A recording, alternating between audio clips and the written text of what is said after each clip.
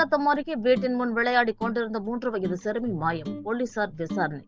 வேலூர் மாவட்டம் குடியாத்தம் அடுத்த தாட்டப்பாறை பகுதியைச் சேர்ந்த விவசாயி தரணி பிரியா தம்பதிக்கு 4 வயதில் ஒரு மகனும் 3 வயதில் ஜெயப்பிரியா என்ற மகளும் உள்ளனர்.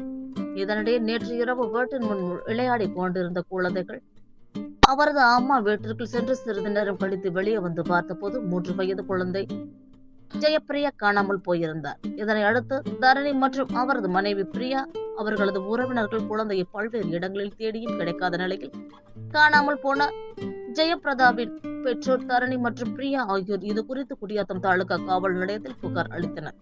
இதனையடுத்து சம்பவ இடத்திற்கு வந்த குடியாத்தம் தாலுகா போலீசார் இது குறித்து விசாரணை மேற்கொண்டு வருகின்றனர். மேலும் காணாமல் போன குழந்தையை போலீசார் மற்றும் அவர்களது உறவினர்கள் தேடி வருகின்றனர். மேலும் குழந்தையை யாராவது கடத்தினார்களா அல்லது குழந்தை வழி தெரியாமல் வேறு எங்காவது சென்று விட்டார்களா என்று பல்வேறு கோணங்களில் போலீசார் விசாரணை மேற்கொண்டு வருகின்றனர். வீட்டின் முன் விளையாடி கொண்டிருந்த 3 வயது சிறுமி காணாமல் போன சம்பவம் அப்பகுதியில் பரபரப்பை ஏற்படுத்தியுள்ளது.